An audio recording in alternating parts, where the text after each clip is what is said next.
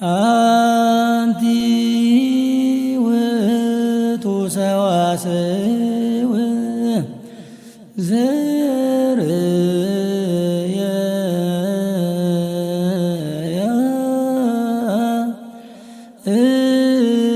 እቆብ እምድር ዘይበስስ ከሰማይ ወመላእክተ እግዚአብሔር የዐርጉ ወይወርዱ ውስቴታ ሰአሊ ለነ ቅድስት። በስመ አብ ወወልድ ወመንፈስ ቅዱስ አሐዱ አምላክ አሜን። ኣብ ዝተፈላለየ ክፍላት ዓለም ኮይንኩም ነዚ ፕሮግራም ትከታተሉ እግዚአብሔር በብዘለኹም ሰዓትን ኣቆፃፅራ ግዜን ከመይ ሓዲርኩም ከመይ ውዒልኩም ከመይ ቀኒኹም ኣሜን። ልኡለ ባህሪ እግዚአብሔር ኣምላኽና እስካብ ዕለት እዚኣን እስካብዛ ሰዓት እዚኣን ዝሓለወና ዝዋሰየና ከም ግብርናን ከም ስራሕናን እውን ዘይፈደየና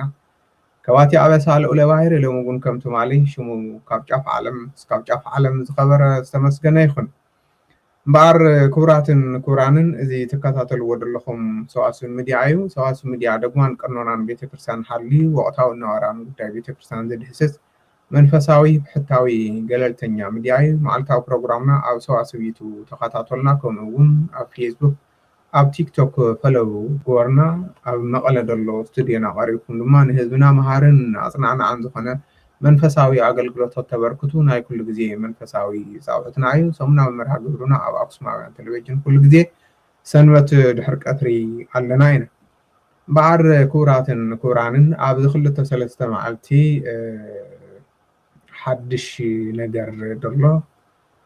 ኣብ ማሕበራዊ ሚድያ እውን ኣጀንዳ ኮይኑ ደሎ ብዛዕባ ናይ ኣቦታትና ኣብ ፖለቲካ ዝኣተወ ዘረባ ኣብዚ ናይ ኸዚ ወቕታዊ ደሎ ኣብ ትግራይ ኣመልኪታቶም ዝነበረ ስብሰባ እዩ ይመስለኒ። ዝተዛረብዎ ኣቦታት ኣለውና ካብኡ ቅንጭብ ኣቢላቶም ዝሰደዱልና ኣለው። ከምኡ እውን ብውሽጢ እናፀሓፉ እናደወሉ እውን እንታይ እዩ ናበይ ገፅና ኢና ንኸይድ ዘለና እንታይ ኣቦታትና እንታይ እዮም ድብሉ ደለው እቲ ቅድሚ ኸዚ ብናይ ኢትዮጵያ ጳጳሳትን መነኮሳትን ዝዝረብ ዝነበረ ዘንዕቕ ዘረባታት ንሰምዕ ኣለና እሞ እንታይ እዩ እዚ ጉዳይ እዚ ዝበሉ ብዙሓት እዮም እሞ እስኪ ንርአያ ቪድዮ ኣላ ሓንቲ ቪድዮ ካብኡ እንታይ እዩ ዝኽወን ዘሎ ንድብል ድማ ክንምለስ ኢና። ሳልሳይ ራብዓይ ክማረኹ እዮም ክተሓዙ እዮም። ምንም ከንቲባ መቐለ ተዛረብካዮ ግን ኣብ ጎድንኹም ኮይና ለይትን ቀትርን ክንሰርሕ ኢና ኩሉ ዘሎ ዓቕምና እውን ቅድሚ ሕዚ እውን እንዳሓገዝና እንዳደገፍና መፂና ኢና ሕዚ እውን ክንድግፍ ኢና እዩ። ኩሎም ኮቶም ሕዚ ተማሪኾም ነበሩ እኮ ጀነራል ወሲኽዎም ኣለዉ ስለ ነደ ትግራይ ስለ ዝቐተሉ ስለ ዝዓመፁ ሕዚ ድማ ንገዛን ዕብየትን ሂብዎም ኣለዉ። ፅባሕ ነኮ ግን ሳልሳይ ራብዓይ ክማረኹ እዮም ክተሓዙ እዮም። ምንም ጥርጥር የብሎም። ቶም ደቅና ንኣምን ኢና ቶም ኣሕዋትና ንኣምን ኢና ግን ንሕና ግደፉ ኢና ንብል ሰላም ኢና ንሰብኽ። መንግስቲ እውን ፃውዒት ይገብር ኣሎ። መራሕቲ ሃይማኖት እውን ፃውዒት ንገብር ኣለና። ኣብ ዓፋር ይኹን ኣብ ኣዲስ ኣበባ ዘሎ ይኹን ይእቶ ናብ ገዙ ናብ ዓዲ ይእቶ ኣይኣትን ዝበለ ግን ፀገም ኣለዎ ገበን ኣለዎ ማለት እዩ። እምበኣር ክቡራትን ክቡራንን ሰማዕትና እዚኦም ተዛሪቦም ደለው ኣቦ መልአከ ሰላም ቆሞስ ኣባ ተወልደ ብርሃን እዮም ዝበሃሉ። ኣብ ትሕቲ መቐለ ሃገረ ስብከት ከተማ መቐለ ደሎ ጥንታዊን ዓብዪ ቤተክርስትያን ደብረ ሰላም ቅዱስ ሚካኤል ካቴድራል ወይ ድማ ቅዱስ ሚካኤል ጅብሩኽ ተባሂሉ ብተለምዶ ዝፍለጥ ኣመሓዳር እዮም። እዛ ተዛሪቦማ ደለው ኣብዚ ክልተ ሰለስተ መዓልቲ ዝነበረ ኣኼባ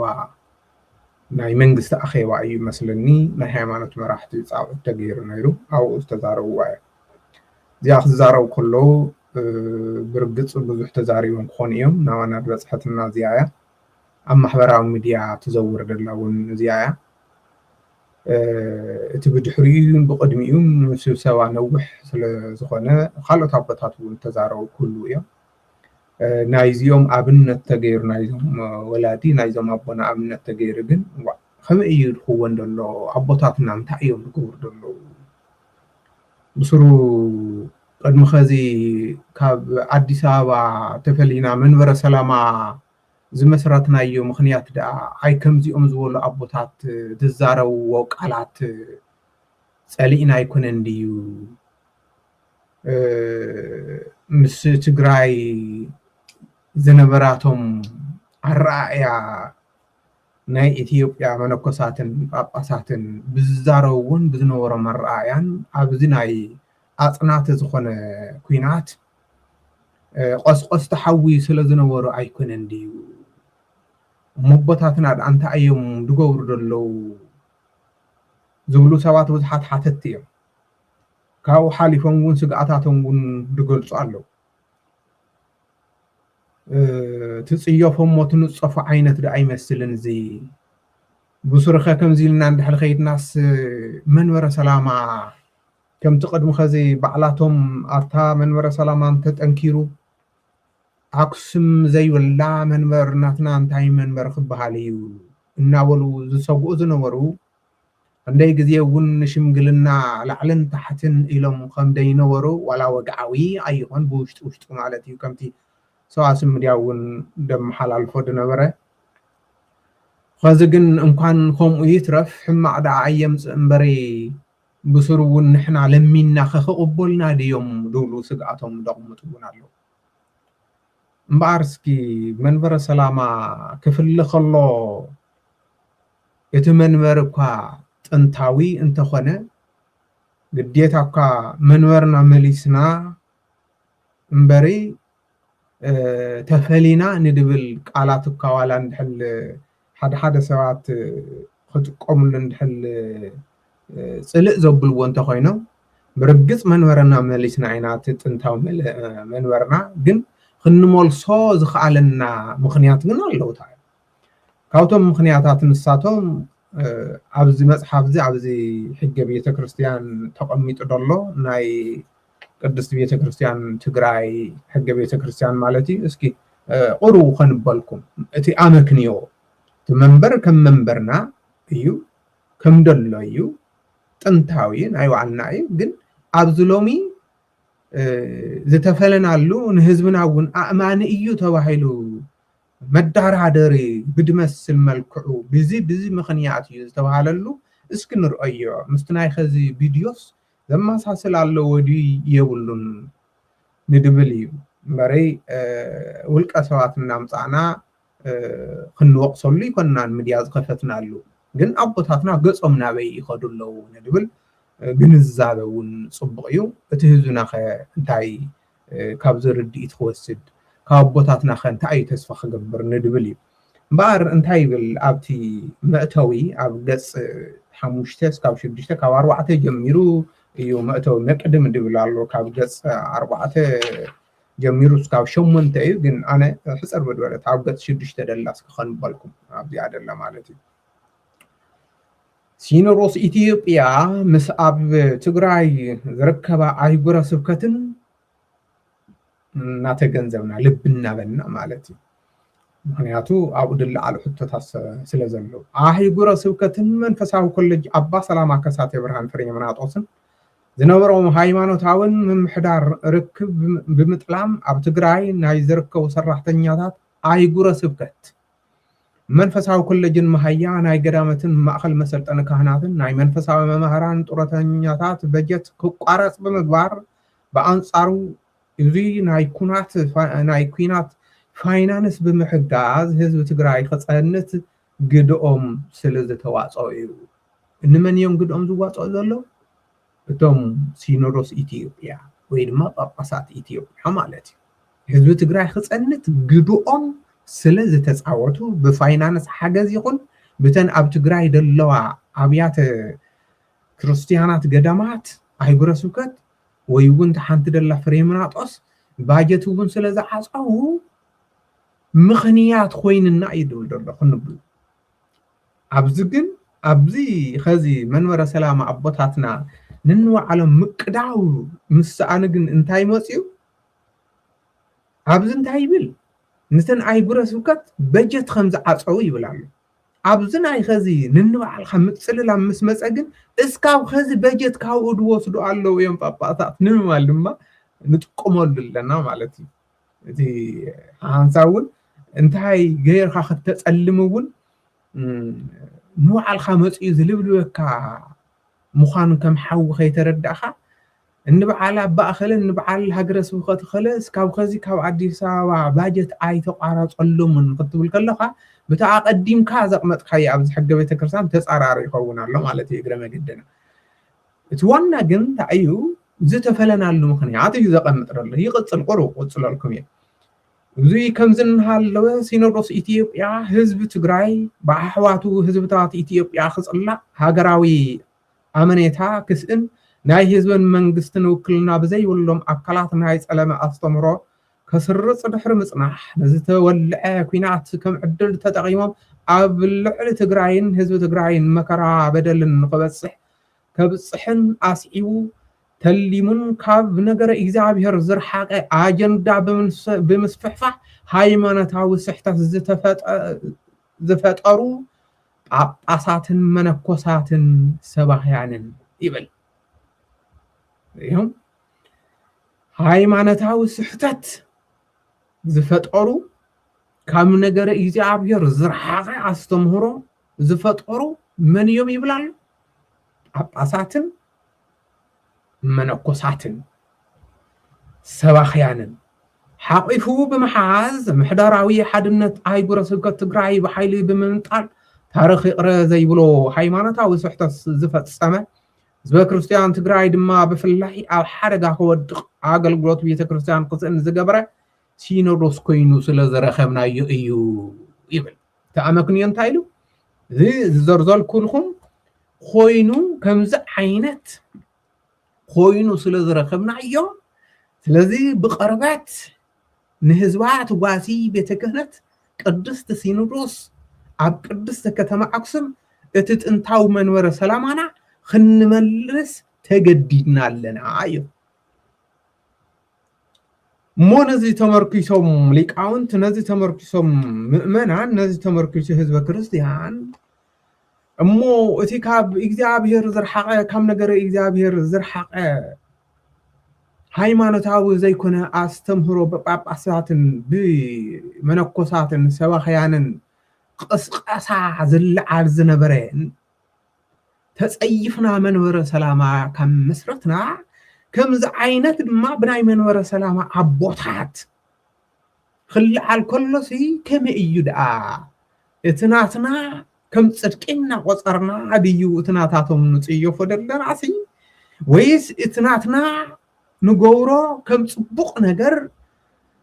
እናረአና اديو ናታቶም كم ዘመተን كم خالق نقصرو دلنا دولو بزحات حاتت يندلو بحات حاتت يندلو بفلاي ድማ ኣብታ መወዳእታ ከባቢ ዝተዛረዋ ኩር መላእከ ሰላም ቆሞስ ሰባ ተወልደ ብርሃን ናል ብዛዕባ ጀነራላት ተዛሪቦም እዮም ብዛዕባ መምራኽ ተዛሪቦም እዮም ብዛዕባ ካልእ ነገራት እውን ተዛሪቦም እዮም ንሱ እቲ መምራኽ ጀነራላትን ካልእ ነገራትን ያው ከመይ ምዃኑ እቶም ሰብ ዋና ተዝትንትንዎ እቶም ናይ አመራርኻ ልምዲ ዘለዎም የጋኑ ናይ ቃልሲ ተመክሮ ዘለዎም ተዝትንትንዎ ያይሽ ንሓድጎሞ እንኳን ዶ ብፈላሲ ደረጃ ዓለም ዝመነነ ይትረፍ በአና እውን ከምዚ ዓይነት ዘረባታት ምትንታን ብዙሕ ዘምሕረልና ስለ ዘይኮነ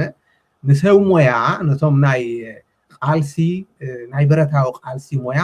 ነቶም ናይ ጀነራላት ክእለት ዘለዎም ሰብ ሞያ ንሓድጎሞ أمودات هدولوا كورا بناجن بزحات سواد زخريت تمثل نبت عزبتون زودق أتلا أنت أيان الساعة أو عفارن أو أديسابان الخدو يمولوسو زي مولوسن دحل كوينهم جبن زلوهم يوم إلهم نابنا ምናልባት እዛ ነገር እዚኣ ናይ መልሓስ ወለምታ ድያ ዳያ እንድዒ እንተምንታይ ሓደ ሰብ ገበና ኣለዎ ክትብሎ ብፍርዲ ቤት ምስ ተረጋገፀ ስለ ዝኾነ እዩ ብሓፈሻ ግን ኸዚ እውን ኣብ ኣዲስ ኣበባ ደለው መናእሰይ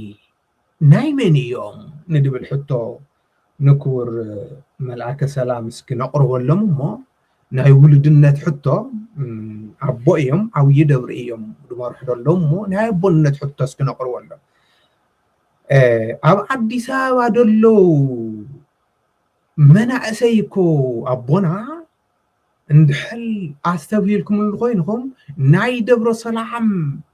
ቅዱስ ሚካኤል ካቴድራል መቐለ ዘመርቲ እኮ እዮም ክንደይ ዘመርቲ እዮም ካብኡ ኸይዶም ደለው ክንደይ ኣገልገልቲ እዮም ካብኡ ኸይዶም ደለው ሞ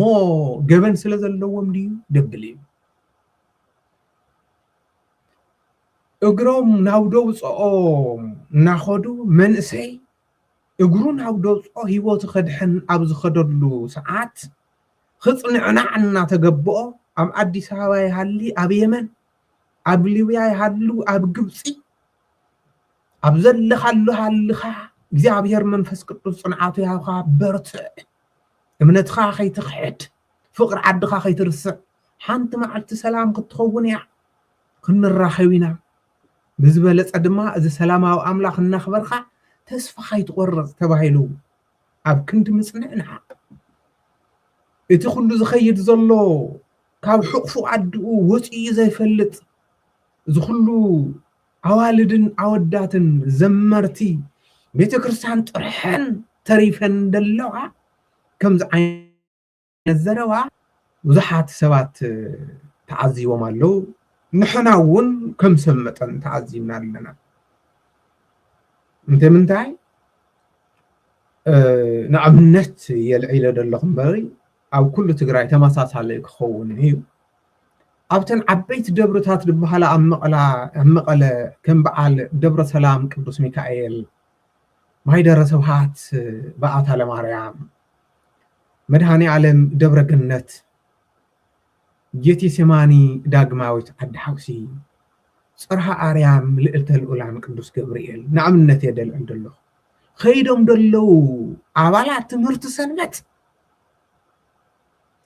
ሓደ ክልተ ይኮን ብኣማይቲ ዝቁፀሩ እዮም ዝብል ቅድሚ ሰሙን ከባቢ ዝበፅሐና ሓበሬታ ኣሎ ብጣዕሚ ብድሕዝን መልኩ እዩ እንታይ ኮይኖም እዮም ኸይዶም ክትብል ያውግዚኡ ከይተዛረብካ ኩልና ዝርዳእ መልክዕ ስለ ዝኾነ ኣዲስ ኣበባ ኸይዶም ድዮም ሰላም ክረኽቡ ንድብል ካልእ ሕቶ እዩ ንሱ እቲ ሂወት ዘድሕን እግዚኣብሔር እዩ ኣብ ትግራይ ኮይንካ እውን ትድሕን ትኽእል ኢኻ እግዚኣብሔር እንድሕር ዘይፈቐዶ እንኳን ኣዲስ ኣበባ ከይድካ ይትረፍ ገነት ኮይኑ እውን ኣዳማይ ጣዕሞን ወፅኡ እዩ ማለት እዩ እዚ ናይ እግዚኣብሔር እዩ ብናይ ሰብ ስልሒት ግን ብናይ ሰብ ፃዕሪ ግን ተስፋ ናብ ድገበረሉ ንድኣመነሉ ክኸውን ኢሉ ስለ ዝፅዕር ፅዒሮም ኣለው እቶም መናእሰይ ንሕና ናብዚ ዓዲ መፂና ደለና እንታይ ካብቲ ኣብ ዓድና ደሎ ናብራ ክሐይሽ እዩ ኢልና ቀዲምና ተሰዲድና እኮ እዩ ኣብዚ መፅኡ ግን ዘይጣዕመኮ ኣሎ እኮ እዩ ኩሉ ዲያስፖራ ድጥዕሞ ከይመስለካቶም ኩሉ ድጥዕሞ ከይመስለካቶም ስለዚ ከምዚ ኢሉ መንእሰይ ካብ ሕቑፉ ድኡ ኸይዱ ብኣቦታት ከምዚ ክሰምዕ ከሎ ናይ ብሓቂ ኣቦታትና ልቢ ግበሩታ ከቢድ እዩ ቀጣን ግዜ መተዓዛዘበ ይበሃል ሕማቅ ግዜ መተዓዛዘበ ይበሃል ስለዚ ናይ ኣቦና ቆሞስ መልአከ ሰላም ኣባ ተወልደ ብርሃን እዚ ኢሎም በሪ ካልኦት እውን ዝተዛረቡ ክህሉ እዮም ብውሽጦም ግን ልዕሊ እዚ ዝሓስቡ እውን ክህሉ እዮም ስለዚ ዓድና ሰላም ኩሉ ሰብ እዩ ዝምነየላ ናይ ባዕላ ሃገር ክትኸውን ግን ኩሉ ብብቃዕሙ ተዋዲቑ እዩ ኣብዚ ዝሓለፈ 2-3 ዓመት ኣፅናዕቲ ኩናት ብዓብዩ እቶም ሂወቶም ዝገበሩላ ኣካላቶም ዝሰኣኑ ላ ካብኡ ድማ ብገንዘብ ይኹን ብሞራል ይኹን ብድምፂ ይኹን ኣብ ዓዲ ደሎ ይኹን ኣብ ዲያስፖራ ደሎ ይኹን ብድሕዝን መልክዕ ድማ ከምዚ ኸዚ ኣዲስ ኣበባ ተኣኪቡ ደሎ ህዝብና እውን ሽዑ እውን ቀደም ዝኸደ ኣቦ ሓጎ ኸያ ትግራዋይ እዩ ተባሂሉ ሽሙ እናተርኣየ ዝህደነሉ ዝነበረ ግዜ ሽዑ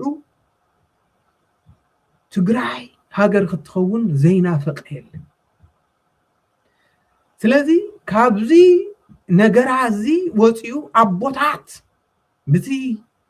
ኣብቲ ሽዑ ግዜ ኣብ ልዕቲ ትግራይ ዝገብርዎ ዝነበሩ ኣቦታት ኢትዮጵያ ማለት እየ ሓደ ሰብ ንምንታይ ናይ ኣቦታት ኢትዮጵያ ኣቦታት ትብል ኣለኻ ድብል ለዋኽ ክሰኣን እንዲ ቤተክርስትያን ኣቦታት ዝበለቶም ኣነ እንታይ ዳኽብሎ ኣቦታት እዮም ማለት እዩ እኳ ድኣስ ካብቶም ሽዑ ኣቦታት ዘይምጥን ቃላት ተዛረዮም ንብሎም ነበርና ንኣቶም ብደንዕቕ ብኣና ከመፅእ ከሎ ድማ እንታይ እዮም ድብሉ ፃዓዱ ሃፍሃፍ ድዮም ድብሉ ከምኡ ዓይነት እናበፅሕና ደላ ስለዚ ንሳቶም እቶም መራሕቲ ፖለቲከኛታት እኳ ይኣክል ኢሎም ውዕል ፕሪቶርያ ክፍርሙ ኣብ ዝተቀራረብሉ ንምንታይ ክፍረድ ንምንታይ ጠጠው ክብል ትግራይ ንኽፀንትን ንኽጠፍን እስካ ዋይት ሃውስ ዝኸዱ ጳጳሳት እዚ ወለዶ እዚ እስካብ ዝሓልፍ መሬት እስካብ ትጠፍእ እግዚኣብሔር ኣምላኽ ንምፅዓት እስካብ ዝመፅእ ኣይርሳዕን እዩ ታሪኩ ማለት እዩ ይቕረቐረ ተባሂሉ እቲ በደል ክርሳዕ ክሊ እቲ ታሪክ ግን ኣሎ ዲጂታል ዝኾነ ዘመን ሎሚ ዝተዛረብካዮ ይኹን ዝሰራሕካዮ ይኹን ዝግቡ እዩ እሞ ኣቦታትና እውን ሎሚ ትዛረብዎ ሎሚ ትሰርሕዎ እዚ ዓለም እዚኣ እስካብ ትጠፍእ ተዘጊቡ እዩ ዝቕመጥ ድሕሪ ክንደይ ዘመን ኣባ ኣኸለያ ዝበሃሉ እዚኣ ተዛሪቦም ትበሃል እዩ ደቂቀ እስጢፋኖስ ዝበሃሉ እኮ ኣብቲ ሽዑ ግዜ እኮ ንሕና ነይርና ኣይኮንናን እኮ ብኣካል ሓቀኛ መነኮሳት ንብሎም ሓደ ሰባት ሓቀኛ መነኮሳት ኣይኮኑን ድብሉ ኣለዉ እያቶም እዚ ካልእ ናይ ባዕሉ ኣለዎ ንሕና ግን እንተ ብግለይ ሓቀኛ መነኮሳት ናይ ሓቂ እቲ መነኮስና ህይወት ክቐንዕ ዝፃሩ መነኮስ ተገኒዙ ዝሞተ ተመሊሱ ናብ ዓለም መፅኡ ኣብ እግሪ ሓለፍቲ ኣብ እግሪ ነገስታት ኣብ እግሪ ፖለቲከኛታት ርፍራፍ ከዓሪ ተልመስመስ ክብል የብሉን ዝብሉ ዝነበሩ እዮም ደቂቀ እስጢፋኖስ ማለት ዋና ንዘርኣያ ያዕቆብ ዘበኣታቶም ግን እቲ ድሓር ዝመፀ ናይ ቤተ ክህነት ፀረ ማርያም ዶ ፀረ መስቀል ገለ ድብል ማይ ዘይቋፅር ዘረባ ገዲፍካ ዋና ዘበኣቶም እንታይ እዩ እቲ ስገዳይ ስግደት ገለ እውን ከም ደሎ ኮይኑ መጀመርያ ንጉስ ሃፀይ ዘርኣያ ያዕቆብ ኣብ ደብረ ብርሃን ፍርዲ ክህብ ከሎ ነቲ ንሱ ገበነኛ እዩ ተባሂሉ ኣብ ፍርዲ ኣብ ቅድሚ ንጉስ ጠጥዖ ዝበለ ቶም ኣብኡ ዝነበሩ መነኮሳት ክፈርዱ ከለዉ ኣባ እስጢፋኖስን ተኸተልቶም ንሕና ሓንሳብ ንዓለም ዝሞትና ተመሊስና ዓለማውያን ኮይንና ኣብ ዓለም ኣይንፈርድን እዮም ኢሎም እዚ ወና ዘቐጥዖ እምበር ኣቦታትና ደኣ ሎሚ ተገኒዝኩም ፍትሓት ተገይሩልኩም ከምዘይ መንኮስኩም ፍትሓት ትፈልጡ ዶ ምእመና ፍትሓት ማለት እኮ መቸም ቤተሰቡ ዘይሞቶ ሰብ ኣይህልን ካብኡ እውን ድቐረበ ተስናይ ስጋ ወለዲ ይኹን ገለ ስለዚ ፍትሓት ማለት ምስ ሞተስ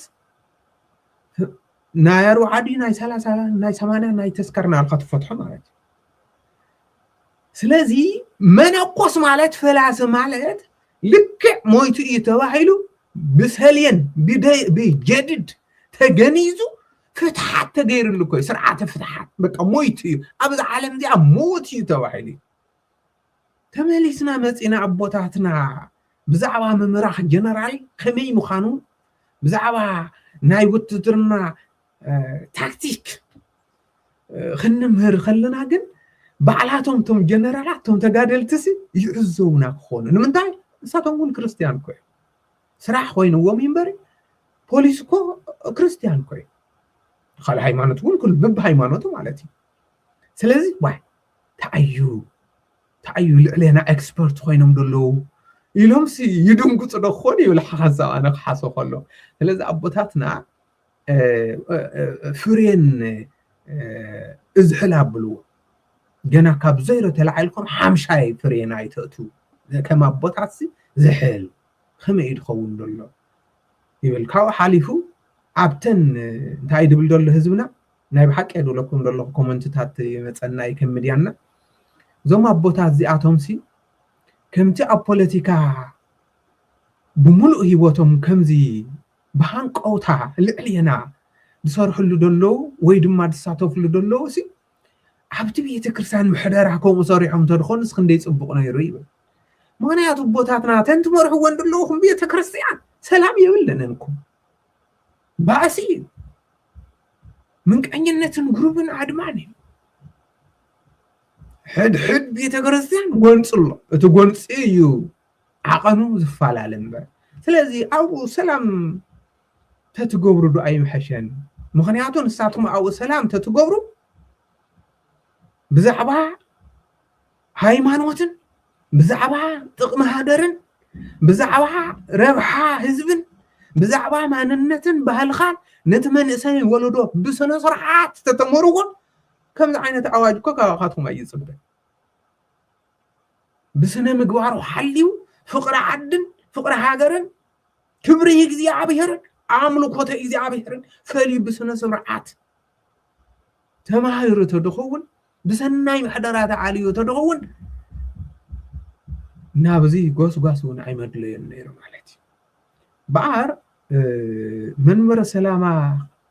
خنبلي نمبري تايدا خنقبر كريستيان تساي قرص سلازبها ايون تساي نقرص نبري بزي ساعات زي منبر سلامة اوشت خوينو ودلو نافلتنا بزعبا قوم سبات ولد برهان تاخوين خزي تزارع وخنل قنطتي خوينو جن أبوتانتنا ون منور سلامة ون تخدو ودلخاتكم نرؤية لنا هنا نكاتاتلو لنا هنا تصبق وتصللو نابدحان خمتسيو تسفها نقبر كومو إيوون دات أمخا الكاتخم نايب حاكي كومو إيوون تصبقينا نام من نباو اعتقادهم نايو وشتنايو عالخاتهم تساقمات نام مرعاي اعتقادهم أب كمزي فتاني عينت دما نإثيوبياويان عصات زنعق زروا كاب تقراي أبوتات خسمء هزو كريستيان أيدلن نايو حاكي انت منتاي نحنا نحشكمينا إلكم يكم عبزا مصحفون خمدن وقوة منور سلامات انتاو منورنا زمولسكم لنا سلاد مولسكم لنا نامسجنة هزبنا نحنا ونامسجنا جن اتزملسكم لنا مخنياتو بخمز ايو اتم باباسات انصارنا خيدهم يوم نبي احمد من اقبي لهم يوم ايدهم ما بدرتهم غيرهم مسود تادر حبرات سالنا حيل لنا يلهم يوم مسكاو دفاع خيدهم نوتادرات اخولي سميهم يلكاتهم بزي مخنياتي نفلد لنا يلكم نتسب نقحات عنقيخم سرصات أسريتكم خطوقعو تمليسكم نساتكم كمزي خطوبلن دحل كوينكم باباس درجة يكون بفلاسي درجة يكون بقومسات منكسات مالت ايه بسبخيانا وانجل مال يكون بكهانات بزخوني يكون منفساوي عقل قلوت دلو كمز عينت خسمع خلقن خبد دبلين يتعزازون دحرون نايت منور سلامة منفساوي درجة أول يورد سلازن تايول وها منانقها زبهال مثل عين السيو مالن دائما مثل عدرب نبل ولا مدروا أي سلان وجه أنت قلبت خي وجه عينت وني خون مالتي سلاز أبوتاتنا إذي نولد لنا ون نحد أبو رأس نمدنا يكونن وين خالق نجار ون يكونن حافشاو جن نحد أبو ኣብነት ኣምፂና ክንዛረብ ከለና ጫፍ ካብ ጫፍ ዘለኹም ኣቦታት ካባይ ጀሚሩ ይምልከተና እዚ ኣባኣኸለ ከምዚ ኢሎም ተዛሪቦም ኢልና ንሕጭጨሉ ክኸውን የብሉን ከም ኣገልገልቲ እኳ ደኣስ ንሓፍር ኣባኣኸለ ተዛሪቦም ማለት ኣነ ኣቦይ ስለ ዝኾኑ ኣብ ሓደ ኣገልግሎት ኣብ ሓደ እምነት ኣብ ሓደ መዋቕር ስለ ዘለና ናተይ ኣቦ ክፅረፉን ክዋረዱን ከለዉ ንዓይ እውን ውርደት ስለ ዝኾነ ናተይ ኣቦ ክኸብሩን ናተይ ኣቦ ፅቡቕ ሞገስ ክረኽቡ ከለውን ንዓይ እውን ከምኡ ስለ ዝኾነ ከምኡ ኢና ክንርእዮ ዝግበአና ስለዚ እዚ እውን ናይ ኣቦታት ትግራይ ከምዚ ክዋረዱ ከለዉ ናይ ኩላትና ውርደት ተመላሊኢኹም ኣይትውደቑ ሓደራ ይጅምር እዩ ደሎ እዚ ጉዳይ እዚ ስለዚ ንሕና እውን ይጅምር ስለ ዘሎ ቀስ ኢልና ጀሚርና የለና እናንሃርኩም እንደኸይድኩም ካብ ሓምሻይ ማርሽ እንድሕል ከምቲ ኣንተልኩም ሓንሳብ ኣብ ሓምሻይ ኣእቲኹም ክትቕፅሉ እንድሕል ደሊኹም ንሕና እውን ኦቨርቴክ ንገብረኩም ኢና ማለት እዩ ንሕና እውን ስፒድና ክንውስኽ ኢና ማለት እዩ ብመንፈሳዊ ኣካይዳ ብምንም ኢና ሸለል ዘይንብለኩም ናይ ፖለቲከኛታት ኣለዎ بتي منفسا وين خا حدو يحازو وين بوليتيكانيا تاتخو حازو خونو سئلكاتكم شوم زلوا ወይ ድማ ኣቦታት እንዳልኳንኩም ድማ ኣቦታት ንሰሉ እንታ ትግራይ እውን በኣቦነት ኮይንካ ብዝድገፎ መልኩ ኣሎ ካብ ቃላት ኣዘራርባ ካብ ትገብሮ ነገራት ብዙሕ ነገራት ኣለይና ህዝብና እዚ ክርኢ ከሎ ተስፋ ይቆርጽ ኣሎ ብኩሉ ነገር ተስፋ ይቆርጽ ኣሎ ስለዚ እንታይ ኢና ክንብል ኣብንዮ ደለኻ እዚ ይገበንካ እዚ ይገለ ደይኮነሲ ኣብንዮ ደቅና ይኹ ይኽብል ኣሎ ሓደ ኣቦ ደቅና ይኹም ብዘለኹም እግዚአብሔር ኣምላኽ ይሓልኹም ናብ ሓደ ክትኾኑ ግን ንሕና ልንምን ከዚ እውን ኣይረፈደን ናብ ሓደ ኹኑ ካል ዓዲ የውልኩም ዓድኹምን ትግራያ ካል ኣምላኽ የውልኩምን ኣምላኽኩም ግን እግዚአብሔር እዩ ክብል ይድግቦ ናይ ሓደ ናይ ቤተክርስትያን ኣቦ እንተ ዘይኮነ ግን ነታ ንዕለታ ክትዛረቦ